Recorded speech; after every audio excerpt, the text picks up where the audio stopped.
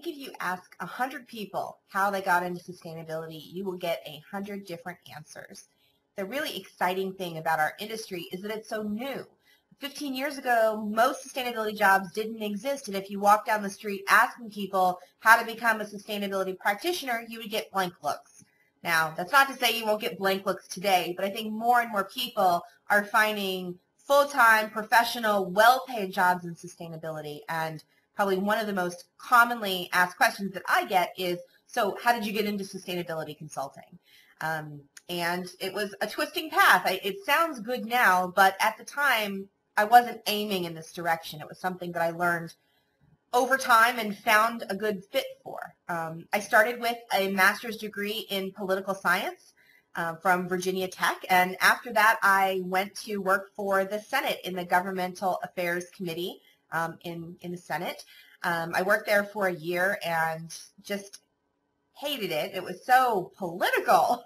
I don't know why that surprised me, but what I realized quickly was that was not the right place for me. And what I realized at that point was what I really missed was the research and analysis piece of my graduate experience. Was that I really loved diving into a complicated topic and wrestling with tough issues and pulling from a variety of sources to come up with what I thought was the best answer to a problem or a challenge. And so I ended up jumping from a career in government over to the investing world.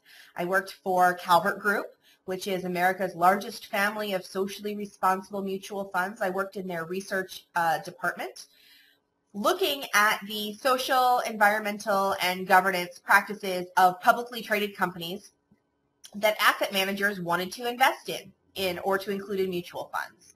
My job was to evaluate these companies and to determine whether or not they were operating responsibly.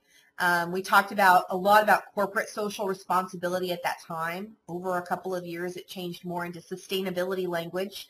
But the core thing was looking at what companies themselves were doing and saying about sustainability, but also what their stakeholders were saying about the company's practices, policies, and performance. So we looked at, the company's sustainability reports and their websites, but we also looked at newspaper articles and reports from NGOs and lawsuits that had been filed against them to try to determine, was there a good faith effort and were these companies operating responsibly. I had responsibility for the metals and mining sector as well as the electronic components, so everything from semiconductors up to flat panel TVs. Those were the companies that I researched and made recommendations on. And it was a fantastic experience to really figure out who's telling the truth, who should we believe, how do we balance conflicting stories, what are the most important sustainability issues for a given company to focus on. You can't focus on it all, so how do you prioritize? How do you decide how to structure a sustainability initiative? How do you decide where to place responsibility for sustainability within the company? What's the most effective way to structure your team? And I got to look at that across hundreds of companies, and that gave me real insight into the different ways that it can work, the best practices, but also I think the common mistakes that companies make.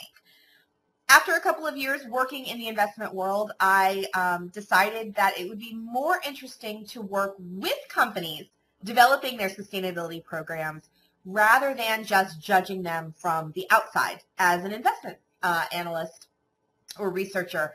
And so I left my job and I went to Sweden for a year and got a master's degree in sustainability leadership. I highly recommend Sweden for a place to study sustainability.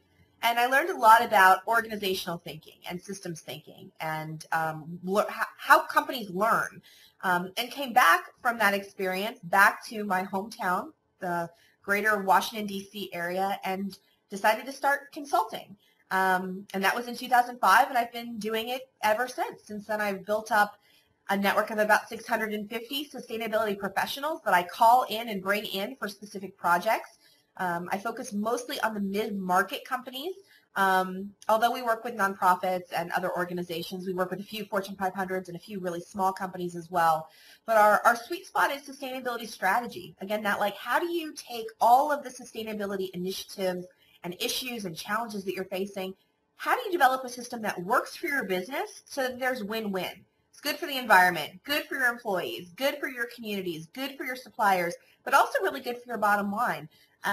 It's developing those sustainability roadmaps and helping companies achieve them. That's what gets me going. After 8 years, I still love coming to work every single day.